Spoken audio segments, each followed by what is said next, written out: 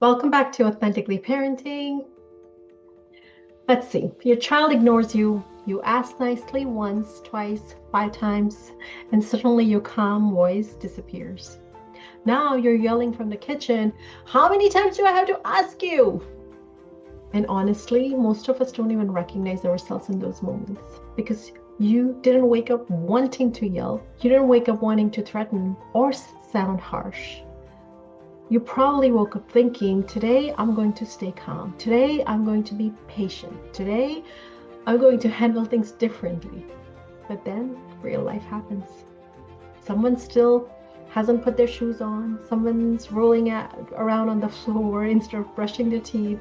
Someone's somehow doing gymnastics off the couch after you already asked them 3 times to clean up. And now your nervous system feels like it's on fire. And I think one of the hardest parts is this. When children don't listen, it doesn't just feel frustrating. It feels personal. It feels disrespectful. It feels like, why is this so hard? Why won't they just listen? What am I doing wrong? So today, I want to talk about what's really happening when children don't listen and what actually helps, without yelling, threatening, punishing, or becoming someone you don't want to be. Because most of the time, this is not just a behavior problem, it's a nervous system moment. And once we understand that, everything starts to make a lot more sense. If we haven't met before, hi, I'm Jahanvi Shah, founder of Authentically Parenting and a conscious parenting coach who helps parents understand what's really happening underneath reactions, overwhelm, power struggles, and emotional disconnection, so parenting can feel calmer, connected, and less exhausting.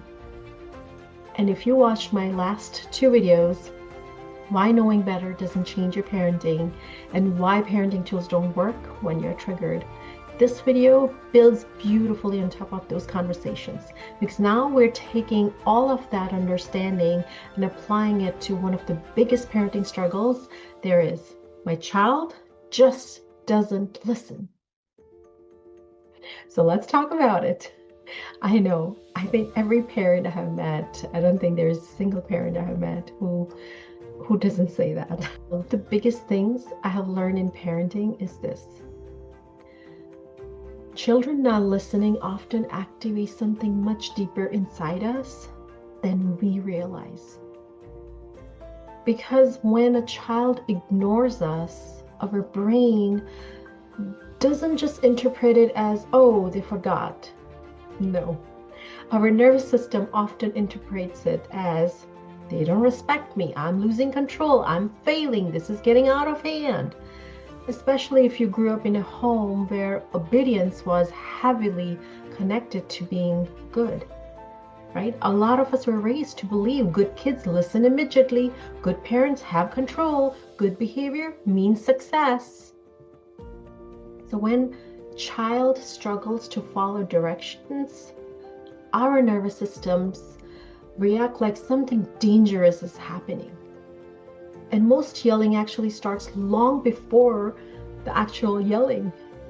It starts in the body first. Your shoulder tightens, your jaw clenches, the breathing changes, the chest feels really, really tight, right? Your tone starts to, change as well. Your nervous system starts moving into stress and threat mode. And once that happens, you're no longer responding to the child in front of you. You're reacting from overwhelm, fear, pressure, exhaustion, old conditioning as well. And I remember having one of the biggest parenting breakthroughs around this when my daughter was little. I remember when my daughter was around 2 or 3 years old, and one thing that used to really trigger me was her forgetting to put the caps back on the markers. And I know that sounds tiny, like marker caps, really? But at the time, it genuinely activated something huge inside me. I would walk into the room and see markers drawing out on the table and immediately feel my whole body tense up. And back then, I was working with a coach and doing a lot of inner work. So one day my coach asked me a question. that honestly changed the way I saw parenting forever. She asked, "What does it mean to you when your daughter forgets to put the caps back on?" And at first I thought, well, it means she's not listening. But then she kept asking deeper questions. And suddenly I started realizing that my brain had created this entire catastrophic story underneath that tiny little moment. Like, if she doesn't learn responsibility now, she's going to struggle later. If she struggles later, she might not do well in school. If she doesn't do well in school, she may not succeed in life. And I kid you not, my brain literally kept spiraling further and further. And I remember sitting there thinking, oh my gosh, look where my brain went. Over marker caps. Those damn caps. It was mind-boggling to me because in the moment I thought I was reacting to the markers. But I wasn't. I was reacting to fear. Fear about her future, fear about whether I was doing enough, fear about failing as a parent. And thank God for that coaching experience, because my coach helped me see something I couldn't see on my own. And you know, if you know me, I always say when you're inside the frame, it's hard to see your own picture. Sometimes you need someone outside the frame to lovingly help you see what's actually happening underneath. And what I slowly began realizing was this, that my daughter wasn't trying to disrespect me. Her brain was simply still developing. And at 2-3 years old, the part of the brain responsible for planning, remembering, organizing, impulse control, task completion, right? All of this was nowhere near fully developed. Honestly, I mean, even adults we see struggle with these things sometimes, right? And children's brains are still developing all the way into their 20s, right? So many of the things we repeat over and over as parents, that repetition is actually normal. I know you don't want to hear that, but that's the fact. And I tell you, this was such a huge shift for me, because instead of constantly thinking, why do I have to tell you a million times, I started realizing, oh, this is part of childhood. This is part of brain development. This is part of learning. And honestly, this is still a reminder for me too. You know, there are things I have taught my children for years that I still repeat sometimes. But now I understand something I didn't understand before. My frustration is not what helps them learn. My job is to stay steady enough to keep teaching, to guide, to repeat, to trust the process, to communicate, hey buddy, you got this. I know you will. Right? Instead of constantly communicating, you never listen, you should know this by now, or what's wrong with you, right? And I'm guilty of all of this myself too. You know, because, you know, children eventually become the voice they hear most often. And I want my children hearing belief more than disappointment. So as much as I'm guilty, I do my very best to hold those words back. Now, obviously, this doesn't mean children never need boundaries. It doesn't mean we become permissive, not at all. It also doesn't mean we let everything go. But it does mean that we stop assuming the worst about our child every time they struggle. Because our parent brain goes down that spiral within seconds. Because we have to remember, sometimes children are not refusing, they're struggling. They're simply struggling. Sometimes they're deeply focused in play. Sometimes transitions feels really hard. Sometimes they genuinely forget. You know, sometimes their nervous system is overwhelmed. Sometimes they hear you, but their brain struggles to shift gears quickly, especially younger children. And when we understand that, our response starts changing, because instead of immediately escalating, we become more curious, more grounded, more connected. Right? So, what do we do instead? The first thing is this. Always, always. We regulate ourselves before escalating the situation. Not perfectly, but intentionally. Because yelling may create short-term obedience, but it usually creates long-term disconnection, fear, shame, or resistance. And here is something really important. Children borrow regulation from us before they build it within themselves. So when our nervous system becomes louder, harsher, more threatening, their nervous system usually becomes more dysregulated, not calmer. And that's why yelling often creates more chaos, more shutdown, more resistance, more emotional overwhelm, even if it temporarily gets compliance. And one of the simplest and most powerful things you can do, yelling instructions across the house. Move closer. Connection increases cooperation. Walk over, get the eye contact. Put a gentle hand on their shoulders if they are open to touch. And then calmly say, hey love, it's time to clean up now. And the children process this very differently when they feel connected instead of attacked. And across the room, from upstairs to downstairs, it does feel like that. And again, guys, this is all, it's hard. It takes so much practice. I still go back to my old patterns sometimes. I get it, but it's practice. You will get there little by little, right? Another practical shift I could give you is use fewer words, right? When we are frustrated, we tend to use more words. We start lecturing, explaining, repeating, threatening, and honestly, most children stop processing after the first emotional sentence, right? Especially the ones that where our tones changes. Instead, short, clear, calm. Shoes away first. It's brushing teeth time. I'll help you get started.